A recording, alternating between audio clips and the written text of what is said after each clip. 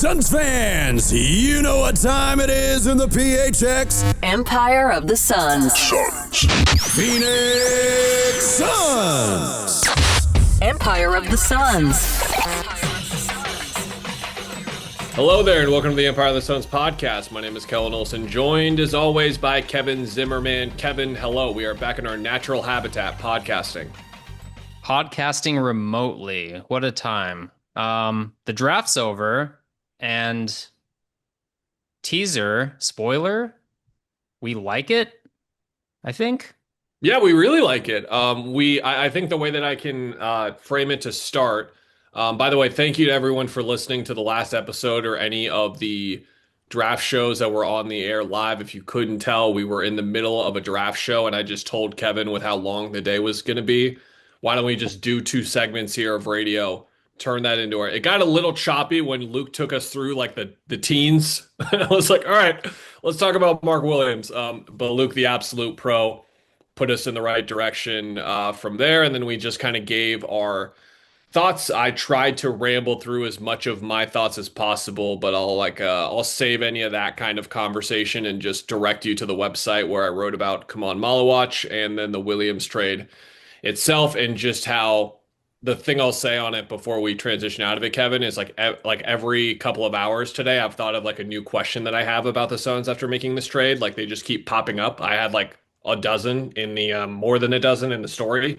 and I just keep having more. But yeah, we can start there. We'll start with what the Suns got done today, which is during the second round of the draft. They were able to make 3 different trades involving just draft picks, and they were able to go start the day with numbers 52 and 59 and ended the day with 31 and 41. They gave up a total of 6 second-round picks to get that done. That includes 52 and 59, and then 4 future seconds, what Gambo and I were trying to figure out on the air. By the way, shout out to Gambo. He put up a 49-point triple-double on Burns and Gambo. I've never seen anyone have that much energy about anything in their entire life. He was completely off the chain and ludicrous on his program while breaking the news and having the energy and stamina that he did. I don't know. Like, I don't have that much stamina with anything ever in my life. And at his age to be doing what he's doing, it's insane. And we're going to have another radio show tomorrow. I don't know how, if he's not there, I would understand. Like he's put in an incredible shift the last 2 days. So I wanted to preface that, by the way, if I sound a bit loopy, because that was a surreal 2-hour experience. Felt like I was tripping on drugs for half of that show. Gambo's breaking a lot of the information, and what we were trying to figure out is, okay, 4 future second-round picks were sent out. We know they got 5 from the Durant deal. I think they had 3 going into the offseason, so that would be 8. So half of those are gone, or no, 6 of those 8 are now gone. I think they either have 1 or 2 left. I'm going to have to double-check my work tomorrow, but I think they have 1 or 2 left. They utilized all of this to accelerate when these second-round picks were going to come to fruition and just took advantage of a couple of situations. So they started the day trading 2 future seconds to Brooklyn at number 36 to get 36. Brooklyn took 5 players in the first round, so they were done taking rookies. They were fine giving up that pick as well.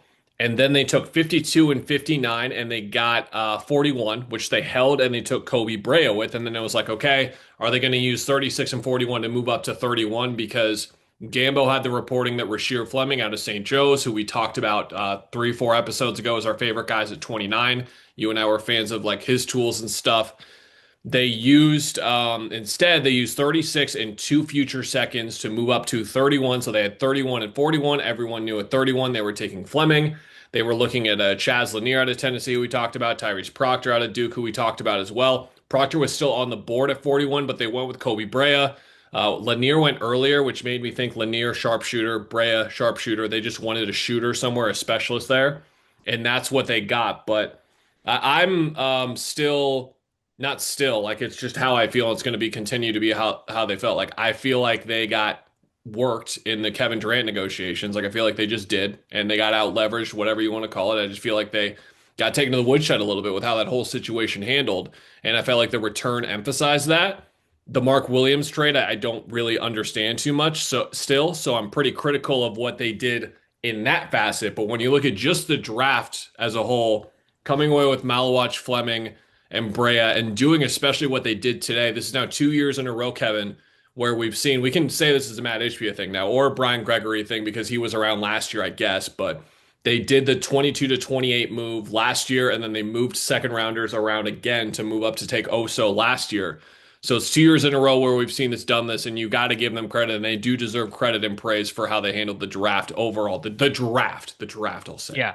Yeah. I'll start there and say, like, I think they're valuing second rounders actually greater than most other teams. Most other teams throw them around and they're like, okay, we're gonna package two, move up, get a guy we love at the 30s or the 40s, even the 50s. But I think that's important to do now. One, like maybe they're not thinking this detailed.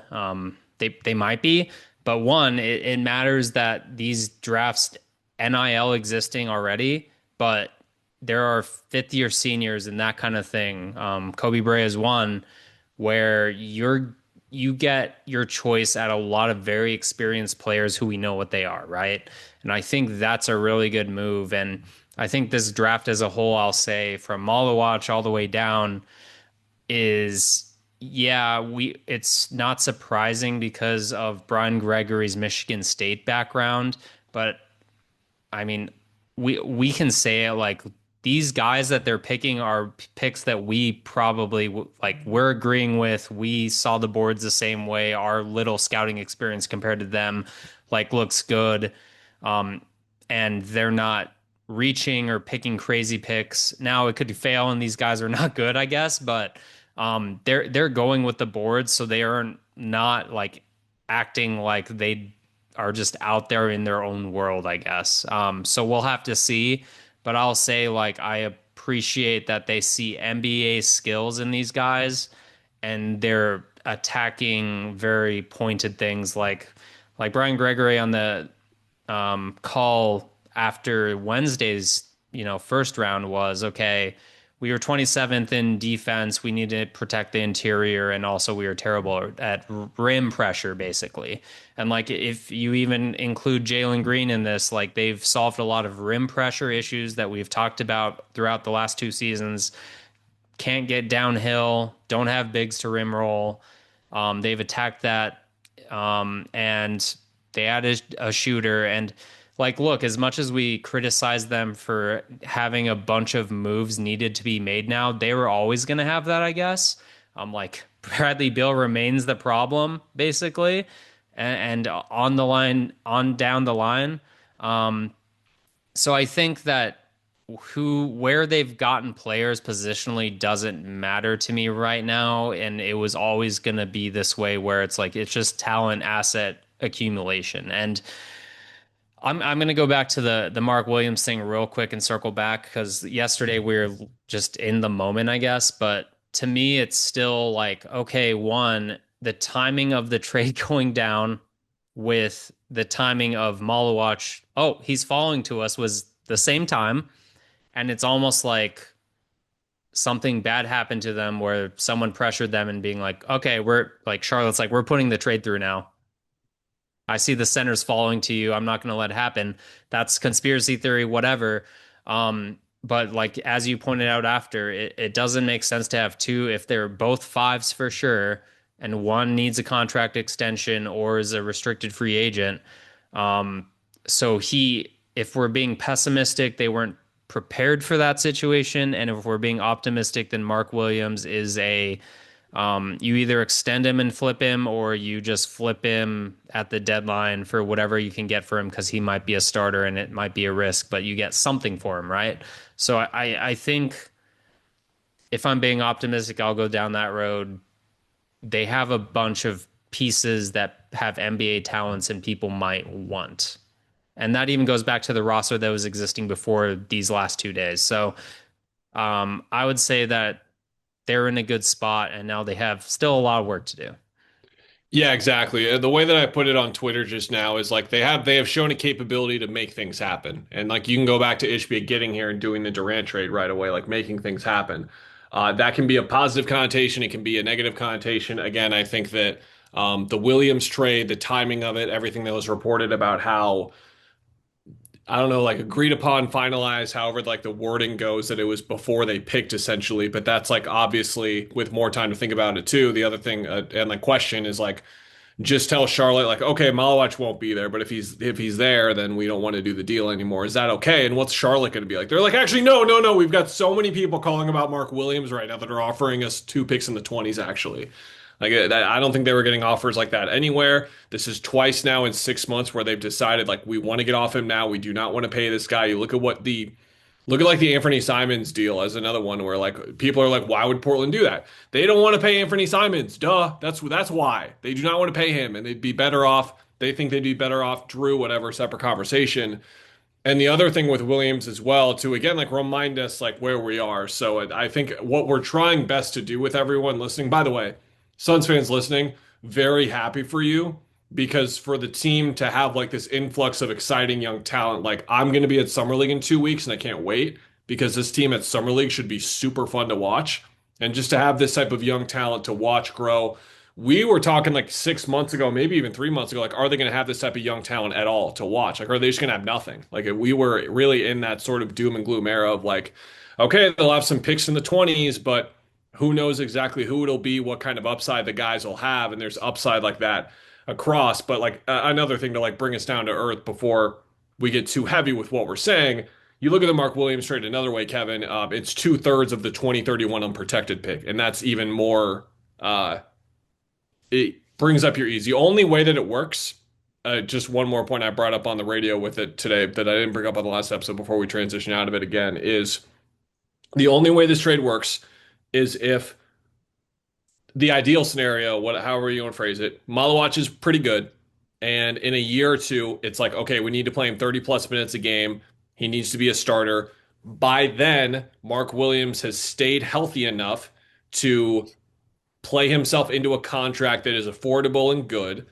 And he has earned enough trust for someone to take on that contract in a trade and give you back an asset that is somewhat even. Like Yeah. that is asking a lot out of Williams to stay healthy. It's asking a lot out of other teams to take on that type of money with the contract that he's about to be up for. But I do think the Suns are in a good position with the restricted free agency. Not many teams are going to be negotiating too hard with them over his services, I think. So they'll be in some sort of pole position there with him specifically. But it's like the other way that I said it is like if you would have made this type of trade with Mark Williams' like profile, the injuries, the whole thing, for a 4 or a 3-and-D wing or a point guard, it would make much more sense as opposed to right now. Okay, the players that they were able to get and just like sort of what they have on the roster now, and I think one more thing I'll say when we're bringing up Williams and everything else is again, it's like the capability to make things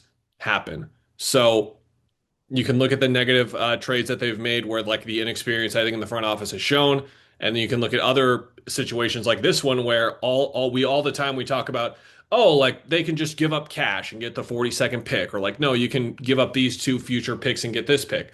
Not a lot of front offices are actually able to do that and do it 3 times on the same day, and they were able to do it. So like they deserve a lot of props for that, and that's what we're giving them here for sure. The players that they got, Maluach, we talked about a little bit, I believe, on the episode yesterday, but we'll just extend it here to the podcast now that we have like the full form.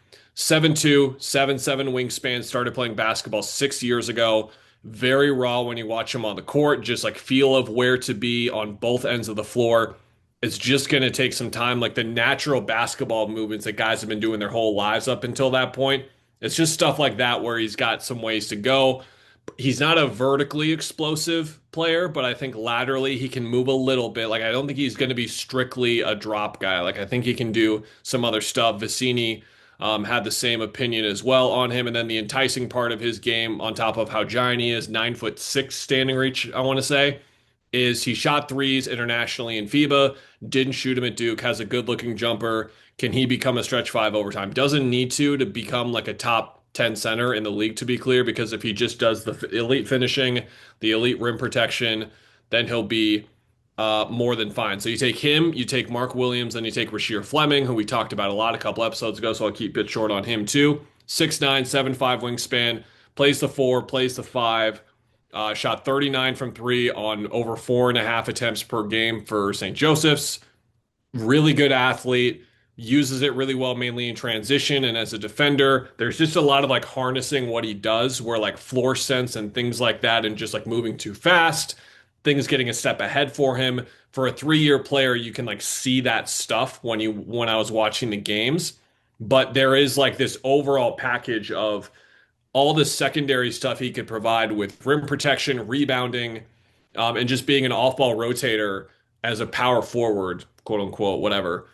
And then you use him as a small ball five in the future. That's the only part of this that I would ding, and why I didn't have him number one on like the 30 whatever board, 36 board, as opposed to, and it turned into 31 board, as opposed to the 29 board, which I'm number one on. Is I'd like to have him some room for him to play center right away. He's not going to have that right away. They still have some more moves to do. And then Koby Brea is super simple.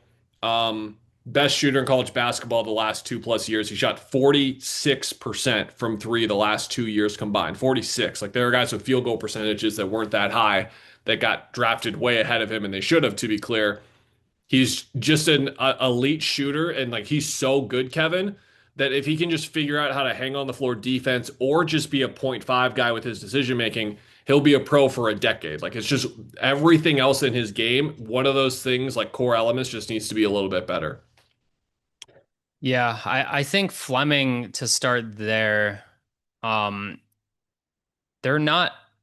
This is like an indictment on the class, maybe, but there are a lot of guys who it's like if he just had a shot, he would be a lottery pick. And maybe that's every year, but I just feel like this year, especially, there are just so many talents, but there are so many questions about the shooting. And I will say, like, I'm like apprehensive to like buy him as a shooter because you look at it, he has a lot of movement in a shot that doesn't need to be there. But at the end of the day, it goes in, right? And it is like you said, 4.5 shots a game, high volume. And yeah, it's only one season, but the guy is super efficient. He was like 53 or 54% overall field goal percentage. So rim rolling and 3-point shooting, just everything's there. And again, being at a small school and he averaged like 14 points a game, but to me, that's actually good because he's not trying to play out of his mind and try to prove anything and be this lottery pick or be something that he's not. He's just thoughtful about his own shot selection. And I think that is going to be really good to translate to the next level because, again, he is a really good athlete. Um, can he hang with like threes if he gets switched down? I don't know. I think he can hang decently because he's a pretty good athlete. Rim rolling, yes. If he has enough, girth to move into the five, in some situations, I think that's definitely on the board. He has like a 7'4" wingspan that I think is tied for fourth in this entire class, and he's obviously 6'8", so that's kind of crazy. I love that pick, like we talked about before. And as far as the Brea pick, I guess I didn't really watch, for some reason I didn't watch a lot of Kentucky, and I was watching a lot today after they made that pick. And the thing that will surprise you if you've not watched him like me is just like he actually does do a lot off the dribble. And that's what's interesting. It's not like he's, ISOing like Book or Kyrie or something and creating, but like they moved him around screens, but it's like one or two dribbles and he has the size and enough shake to free himself to get the shot off because the shot's so quick and so little motion that he can get off a shot pretty much anywhere with a couple dribbles. And that to me is kind of like, okay, it's not just like you're Duncan Robinson and you got to be wide open and people just forget about you, even though that's all you do is shoot. It's like there's a little shake there to get open and enough size to make me feel good about it translating in a really good way. So that's kind of where I'm surprised with him. Again, like you got to say he can hold up on defense. I do think the handle is good enough where if he's learning how to get off his shot against better athletes, then he can at least get rid of the ball. But yeah, I think that's a really good pick too. Again, speaking to the Suns, just being like, that guy's really good at something. It'll translate to the NBA level. Let's just take him at 41. Yeah, I think one more point that Gregory made that I want to add is that he played 4 years at Dayton, 1 year at Kentucky. Koby Brea did, and what he noted, Gregory did, is that there was year-to-year improvement within like him as a shooter. So it's like, okay, catch and shoot stuff. Okay, now he's coming around pin downs, flares. Okay, now he's taking him off the dribble. Okay, now he's hitting step backs. Like there was just a gradual improvement to how he got his shot off. He's not just a catch and shoot guy, and is someone where he will learn even more in the league with how much more room that he is going to have and how much more gravity his teammates are going to take up now. That if he just like does like the Cam Johnson lift from like the corner to the wing, or just anything like that, like just move a couple of feet, like he's just going to make a world of difference. And he already does some of that stuff, but he's gonna play in a couple of like scrimmages over the summer where he does that stuff a little bit, and then Ott or one of the assistants going to talk to him and be like, "Do you see that right there? Like that's how you're going to be a pro for a decade if you just move like that a little bit off the ball when it makes sense." And with what Ott wants to do with pace and space, but more so movement in the half court, that's where he can be a guy. Gambo was reporting that they expect Fleming to be someone who can play. I don't want to try and contextualize too much, like such a short statement, but I took it as Gambo saying like they want Fleming to be in the rotation. And that part is really interesting to me because I don't think Maluach is going to be like a scratch on the first night. Like I think they're going to look for him to play right away. So you look at their roster right now to transition into that. Let's just assume that you've got Devin Booker, Jalen Green, Dylan Brooks, Ryan Dunn as your four guys for now, and then Mark Williams as the five, the asterisk over him as always. The backup five is Maluach. Fleming is going to get in there somewhere with the size. And then it is the glut of 6'4" to 6'6" guys to pick away from. They didn't get a point guard in this draft or on a two-way. Nemhard, the younger Nemhard, people were clamoring for on a two-way. Dallas got him instead. Cam Jones was around at the top of the second round. They went with Fleming instead. There were options, but they didn't go there. Colin Gillespie should be back. He's a restricted free agent. So there's just a lot of work to get done. And though again, the Williams trade, I'm not trying to harp on it, but you look at Richards and what we talked about when they got the trade done initially, and what you and I said is like this is not a short-term thing. This is not like you just put the Band-Aid on. It's like this guy needs to be a part of your young core going forward. He is not anymore. That has just been stamped, done, official. Now, is he going to be on the team next year? Maybe, but that's done. He was just a short-term thing for 6 months. They gave up 3 second-round picks. It didn't work. He's not as good as they thought he would be. Whatever, he's gone. Also, again, 3 second-round picks that were valuable at the time. Also, it was valuable at the time. Those picks they used to move up and get him, like some of those were like second rounders they got from the swaps that are going to kill him here for a couple of years. So for him to be in the position and for Nick to be in this position, it's easy to say, oh, Mark Williams is going to miss 20 games. Like one of these guys can hang around. One of the guys probably should hang around, but Oso is only going to get better if he plays. Like Nick is a older player. He's in his late 20s, but he needs to play to get better too.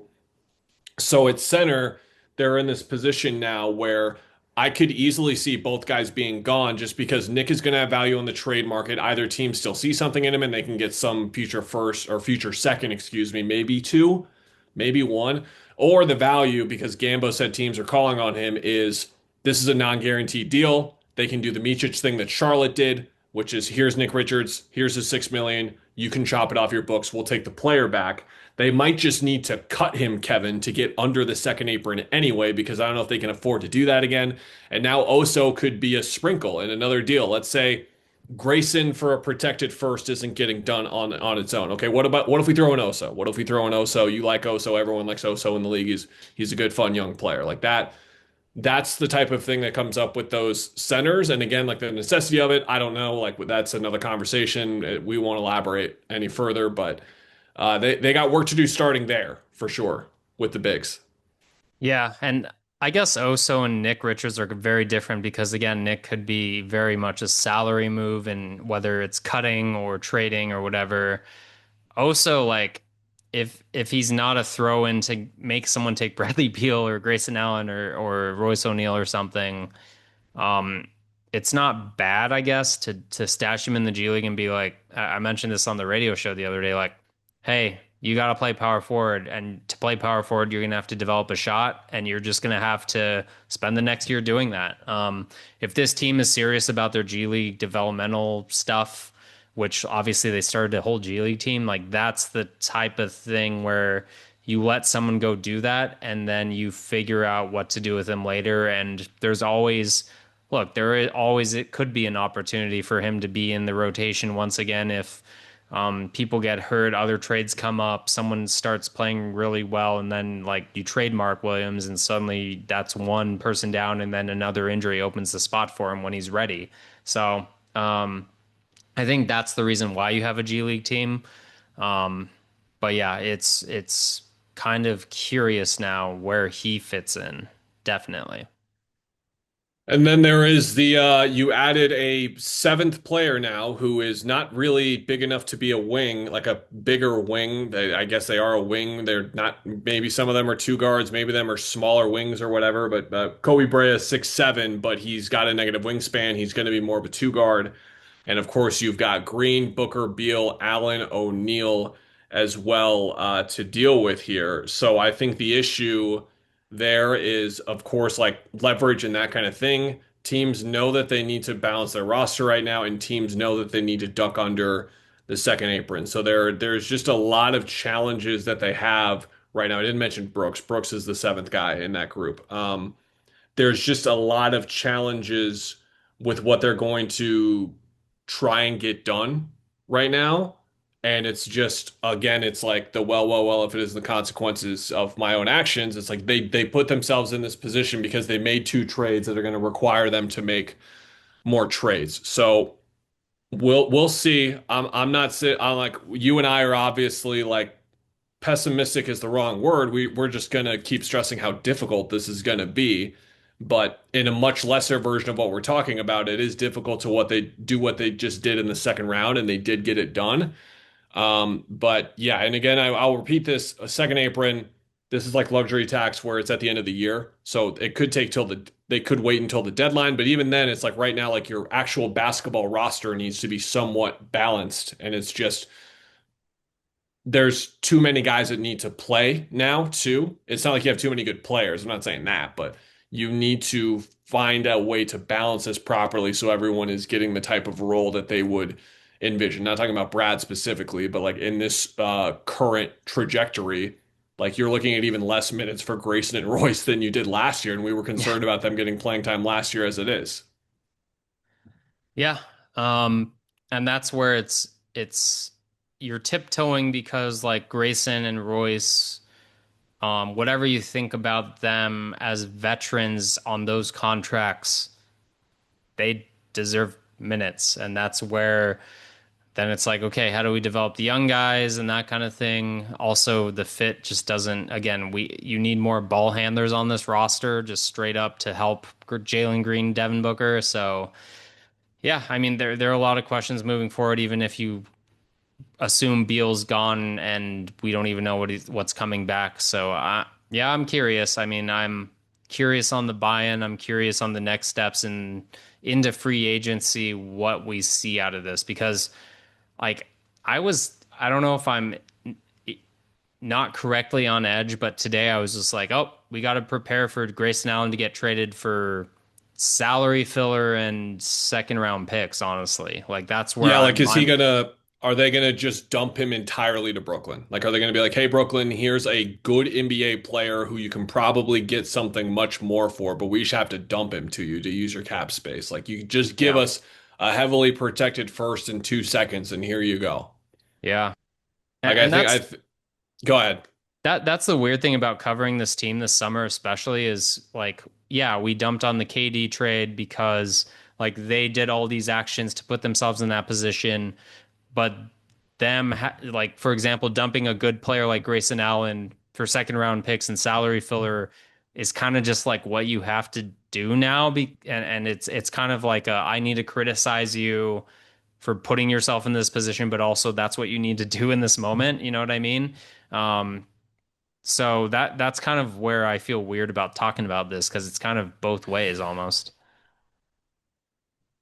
Well, I was thinking about timing, like before we sign off, like timing, like when do you need to get all this done by? And I mentioned second apron, but and the end of the season and the deadline for apron, things like that. Um, you need to go into free agency knowing the positions you need to assign. So I don't want to say there's a hard deadline here of like less than a week, like July. We are less than a week from July 1st, but you need to get at least one of these things figured out. You need to know at least like what the future of center is, and you at least need to know what the future of we know what the future is of both positions. We know it's Jalen Green and Devin Booker sharing a backcourt, and then we know that it's Mark Williams and Khaman Maluach. Like we know that part for sure, but we don't know the rest of the guys. And like, is there an outcome to their offseason where they still need to sign like a veteran third string center or whatever? Do they still need to? Would they look to address point like it's like the Monte Morris thing? Like they signed Monte Morris and all of a sudden Tyus Jones becomes available when they didn't ever think he would be, and they signed him, and now Monte is like you need that like Monte Morris-esque signing, if that makes sense, Yeah. to like plan ahead in case things don't come together. So I'm preparing for more to happen over the next couple of days just because they don't really have a choice. But again, the whole league knows that. So Yeah. there, I want to know. I don't know the math to be clear, but we know that that number is pretty heavy because Micic and Martin, that their numbers were not enough to get them under the apron, and their Beal's number too on like the wave and stretch was like just getting them under. So it's a pretty heavy number that they're over right now. And by the way, they have added salaries to that. Like they match salaries with Katie and all that, but then they added the number 10 overall pick salary. They've got the 31st overall pick salary, and they've got the 41st overall pick salary too. So I think they're even more over than they were a week ago.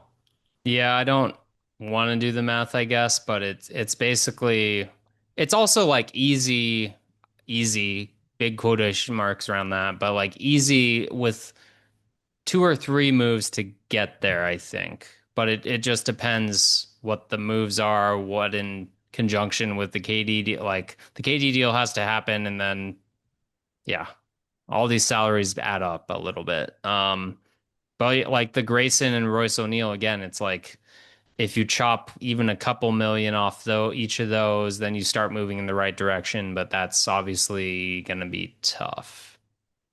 I don't know. Yeah, we'll see. You and I were talking about this as I was leaving the office yesterday. We don't really have much to offer you guys in terms of previewing free agency because we just know it's veterans minimum and that's it. And as we just sort of talked about, like the odds of them signing someone in free agency who's going to be in their rotation at the start of the season is pretty low right now. I'm like, there's a point guard that can factor in somewhere, I suppose. But like I said, we know the two bigs. We know like the three or four or five wings that are going to play whatever conglomeration of those guys it is. And then we know like the two primary guys on the ball, who they're going to be. So it's pretty much a done roster already, but it's also pretty incomplete. It's a weird paradigm that they're in. So we'll be back. We'll probably just be on watch here with trades and stuff. So if things get active, things get busy again, we'll be back and talk about that. But the Summer League is coming up in 2 weeks. So at the very least, like a week from now, we'll check in how the start of free agency went for them over July 4th weekend and preview Summer League, which is all of a sudden going to be really exciting. I'm glad I'm going back.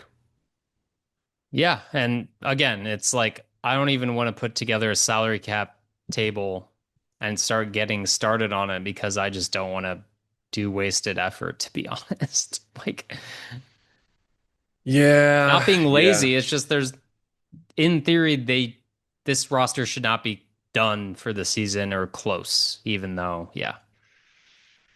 Yeah. Yeah.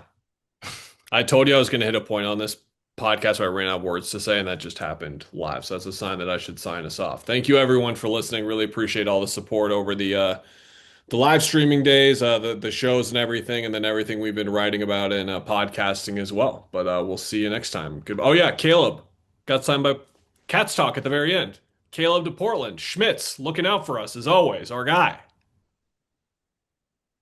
Buying into the Arizona wrong narrative over the Caleb Love guy. He just seems like a good kid who's good at basketball all around, and I hope it If works out you well for convince him. that guy If you convince that guy that he doesn't need to shoot the ball, he's a role player. I actually think he's got a shot. He has Yeah, the skill set. if just like him playing in a role, like a role player role, which he's never done his entire career pretty much, just gets his 3-point percentage up, I think he's going to be a pro for a long time. Yeah. Okay, that's it. We'll be back next time. Bye.